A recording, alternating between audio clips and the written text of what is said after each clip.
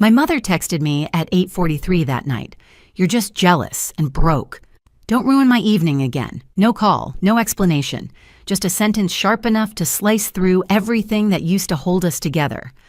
I read it twice, then set the phone down beside the stack of bills I'd paid for her that month, electric, water, mortgage, all in my name. That was the moment something inside me finally went still. 3 days later, when the restaurant lights dimmed and her credit cards failed one by one, I didn't pick up the phone. That silence, it was mine this time. I'm Ava Collins, and if you asked anyone in my family, they'd tell you I'm the responsible one. The one who remembers due dates, keeps receipts, and makes sure the lights stay on. It sounds good when you say it out loud, responsible. But somewhere along the line, responsible turned into useful, and useful turned into invisible. Growing up, my mom liked things to look perfect. Matching outfits for family photos, a clean table for Sunday dinners, and smiles that lasted just long enough for the camera flash. My little sister Chloe was the centerpiece of it all. Blonde, loud, and full of charm. Everyone loved her, especially Mom. I used to think it didn't bother me that we were just different.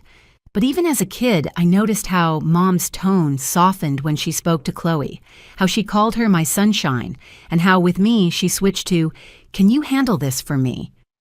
By the time I was old enough to get a job handle, this meant paying for things no one talked about.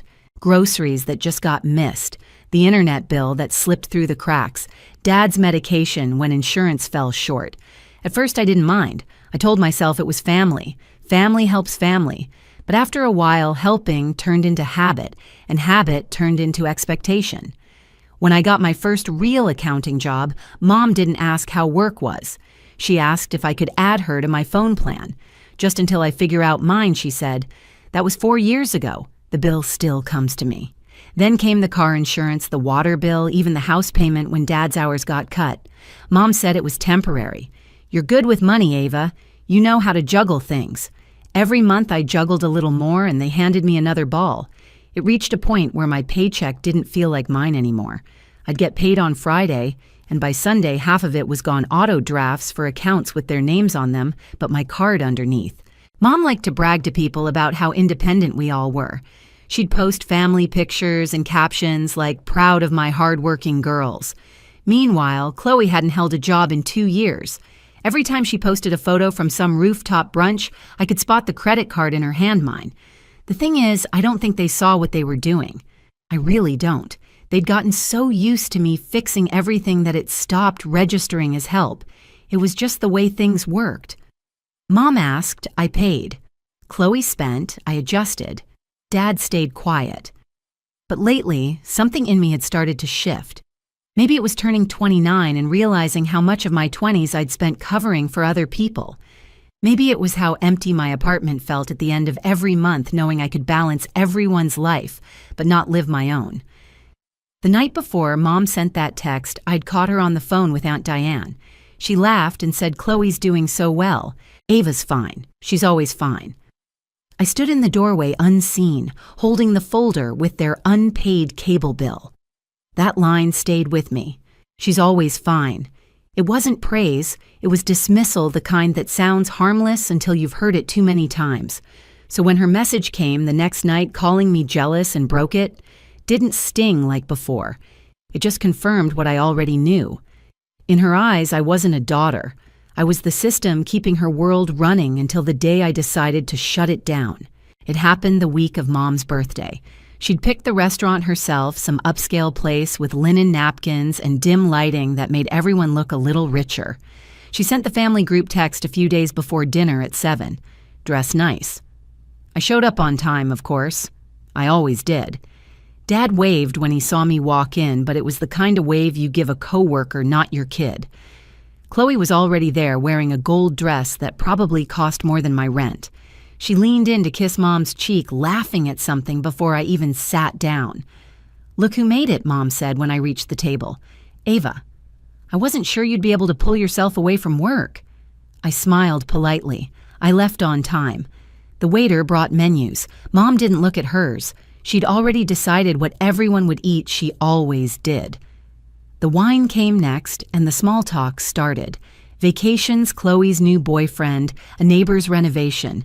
the usual performance. Then the bill arrived. That's when it always got awkward. The waiter placed the black folder neatly at the edge of the table. No one reached for it right away. Mom glanced at me, then at Chloe. So she said, swirling her wine, "Who's covering this year?" There was a pause, the kind that makes your stomach tighten. I said quietly, "I can if you need me to, but maybe someone else can take it this time." The table went still. Chloe laughed sharp and loud. You can barely afford that salad you ordered." Mom chuckled, not even looking up. "Not you, honey, you're broke." It landed like a slap. The waiter was still standing there. A couple at the next table turned their heads. My face burned, but I stayed quiet. Chloe leaned forward, smiling the way people do when they know they've drawn blood. "Don't be so serious, Ava. You're always jealous when things aren't about you." Dad cleared his throat, but Mom was still talking, telling the waiter to put it all on the usual card. My card, the one tied to their account. I watched him swipe it, knowing the charge would hit my phone within minutes. No one said thank you. They just went back to talking, and I realized this was never going to stop. Not because they couldn't help it, but because they didn't have to. When dinner ended, Mom hugged Chloe first, then turned to me. "Don't make a big deal out of money," she said softly, as if I were the one who had caused a scene. I nodded, though my hands were shaking. "Sure, Mom, whatever you say." On the way home, I stopped at a gas station. The fluorescent lights were harsh, buzzing overhead. I bought a bottle of water and stood by my car trying to breathe. My phone vibrated a text from Mom. "Don't ruin my night again. You're just jealous and broke. No period at the end. Just that." I stared at the words for a long time, watching the screen dim and fade to black. Somewhere behind me, a car engine started music thumping from its speakers. I didn't feel angry, not really, just done. When I got home, I opened the folder on my desk, the one where I kept every receipt, every bill, every login. I scrolled through the payments, utilities, mortgage, credit card, minimums, insurance. All of them in my name, all of them theirs. For the first time in years, I didn't feel like fixing anything. I closed the folder and sat in the dark until the screen on my phone lit up again, the same text, still unread, still waiting. And right then, I knew something had finally shifted. That line didn't hurt anymore. It told me what to do next. The next morning, I woke up before the sun. My apartment was quiet, the kind of quiet that makes you hear your own thoughts. For the first time in a long time, I didn't check my emails or scroll through notifications. I just sat there on the edge of my bed, thinking about that dinner, about my mom's laugh when she called me broke. I opened my laptop. The glow from the screen filled the room, and one by one, I logged into every account I managed: utilities, insurance, credit cards, mortgage. Every single one had my name listed as primary holder. Their names were just authorized users. It was all right there, black and white. I wasn't just helping them, I was carrying them. My coffee went cold as I stared at the list. Each number on that screen was a reminder of how much of my life I'd poured into theirs. I remembered Mom saying, "You're good with money, Ava. You keep us stable." I used to take that as a compliment. Now it sounded like a confession. I clicked on the phone bill first. The account had 5 lines: Mom, Dad, Chloe, her boyfriend, and me. I hovered over the button that said, "Remove user." My hand didn't shake. Click. The next screen asked, "Are you sure you want to proceed?" Yes. Electricity account auto payoff. Water removed payment method. Mortgage changed login credentials. Credit card requested account freeze due to unauthorized use. Each confirmation email that landed in my inbox felt like air coming back into my lungs. It wasn't anger anymore, it was clarity. At one point, the bank app asked me to verify my identity. The rep on the phone was polite, cheerful even. "All right, Ms. Collins, just to confirm you're the sole owner of this account?" I almost laughed. "Yes," I said. "That's kind of the problem." When the last account was locked, I sat back and looked around my apartment. The morning light had started to creep in, soft and gold. I hadn't realized how heavy everything had been until I set it down. I thought about calling Mom, telling her what I'd done. But then I remembered her voice at that restaurant, that little smirk she shared with Chloe. I didn't owe them an explanation. I picked up my phone, opened our family group chat, and scrolled past the messages, birthday plans, grocery lists, thanks Ava, followed by another request for money. I typed a message, then deleted it. No words would do it justice. Instead, I took a deep breath, opened the banking app one more time, and hit the final button, freeze all linked cards. The confirmation appeared instantly. Account successfully frozen. 5 years of holding everything together undone in 5 minutes. I closed the laptop. The room was silent again, but this time it didn't feel empty. It felt mine. Outside, the city was just waking up. Somewhere my mother was probably getting ready for her day, blissfully unaware that the world she'd built on my back had just gone still. And I didn't feel guilty, not even a little. It took 3 days for the silence to break. It started on a Saturday night, Mom's belated birthday dinner, the one she'd been bragging about all week. Chloe had posted pictures of the restaurant's glowing chandeliers and captioned it, "Mom deserves the best." They didn't know yet. I was home eating leftovers on my couch when my phone buzzed once, then again. At first it was just background noise, something I'd learned to ignore. But then it started coming faster, a dozen messages in under a minute. I didn't check them right away. I knew what they were.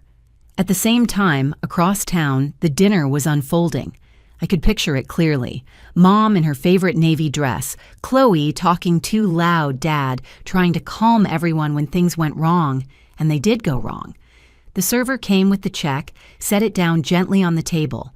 Mom, confident as ever, handed over her card, my card. It must have taken a second for her smile to falter, then a frown. "I'm sorry," the waiter said quietly. "It's been declined."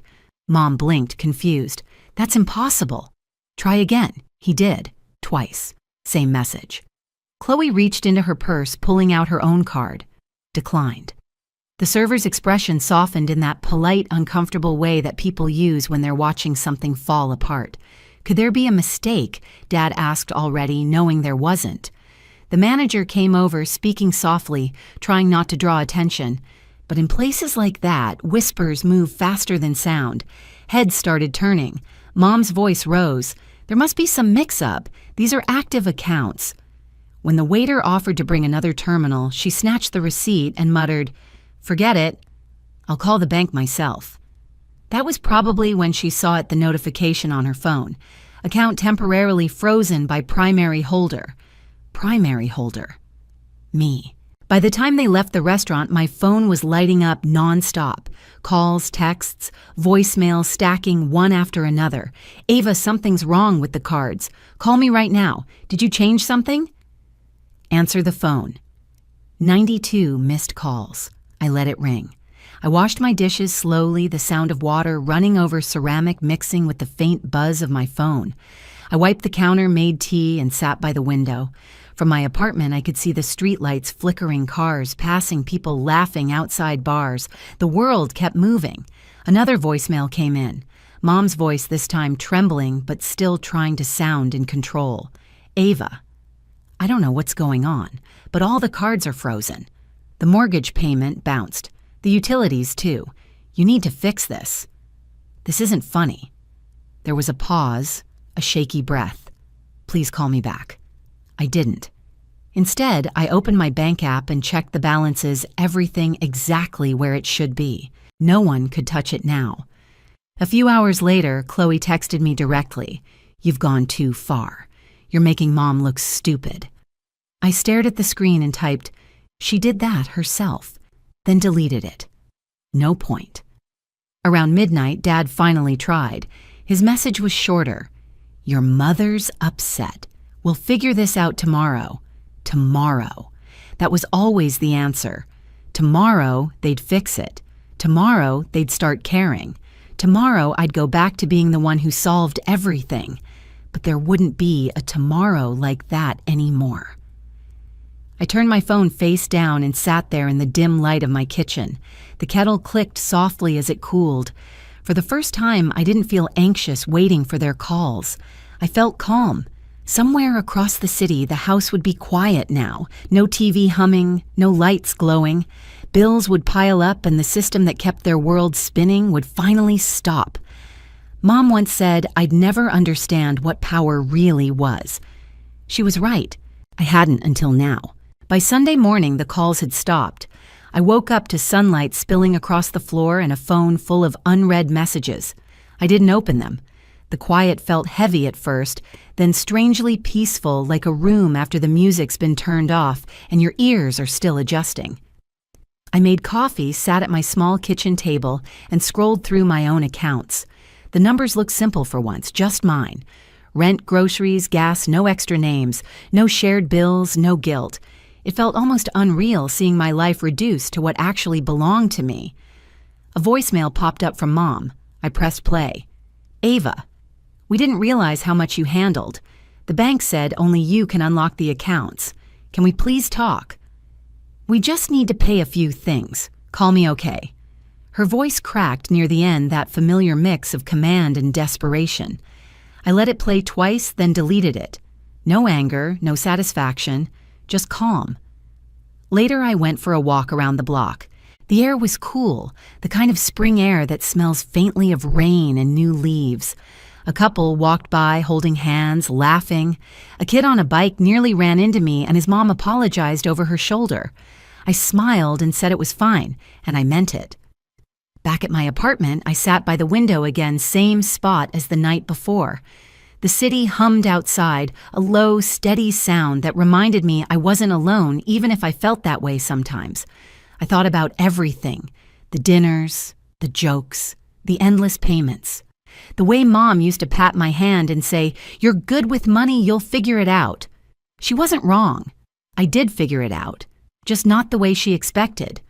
The truth is, I didn't freeze the accounts to punish them. I did it to free myself, to finally stop proving my worth in dollars and receipts. My phone buzzed once more, another message from Mom. "We'll figure it out," she wrote this time. "I'm proud of you, even if you don't believe it." I stared at it for a moment, then locked the screen. Some doors don't need to be slammed to close. I poured another cup of coffee and looked out at the city. The light hit the buildings in that soft golden way that makes everything look cleaner, newer. They called me jealous and broke, but I'm neither. I'm just done paying the price for their comfort and finally at peace with the silence that followed. If this story hit close to home, tell me in the comments, have you ever had to draw a line with your own family? Your story matters here. And don't forget to like, share, and subscribe so you won't miss the next one.